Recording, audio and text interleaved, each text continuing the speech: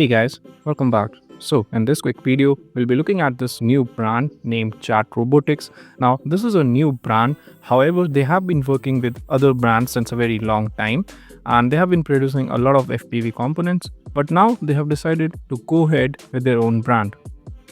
Now this is the product which we'll be looking at today, and this is a H7 all-in-one board. Now this is built slightly different. This is not your conventional all-in-one board. They have made some changes. I mean, it's not really that different, but they did make it slightly different.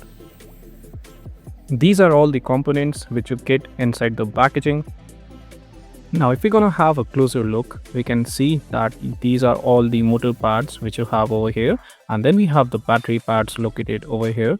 The whole size is M4, and after installing these rubber grommets, the size is going to be reduced to the M3.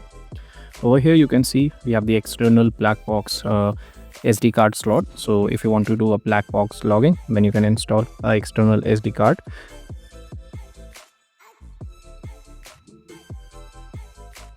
So over here we have our H7 chipset. So this is the best chipset which you can get as of right now.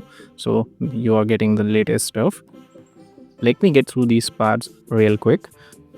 Okay, so now if you're gonna have a closer look, over here we can see we have a GPS pad layout.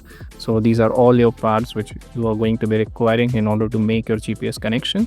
And over here you have a lot of peripherals. You have UART number 3, and then you have the UART 1 located over here. And at this position we can see we have the pads for a ESC. So in case if you want to add some external ESCs, then you can add up to 6 ESCs over here. You can simply connect the PWM signal wire over here, and then your external ESCs are going to be working just fine. And if you are going to flip over the board, we can see we have a shunt resistor provided over here. Now this is going to help you with the overcurrent protection, as well as measure the current which is going through your all-in-one board. And the chipset which they are using is the Artritech F4 chipset.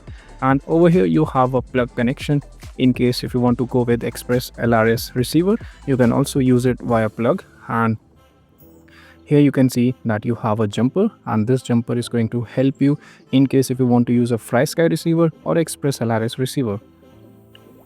Now if you're gonna look over here, we can see we have some more pads provided over here, and over here we can see we have some more pads which are not something which you're going to be using. These are for internal configuration, and similarly such pads are provided over here as well.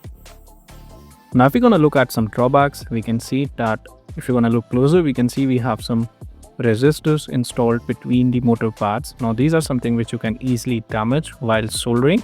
And over here we can see that the MOSFET size which they are using is quite small. So this is something which can cause an issue when you are using for a longer duration.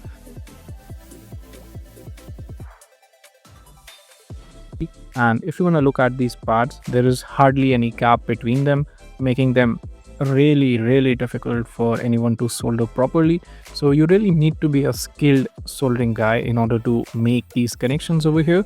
So this is not really a beginner friendly board in my personal opinion. So that's it for today. I hope you guys like this. In case this video was really helpful for you, please consider subscribing to this channel. Thank you guys.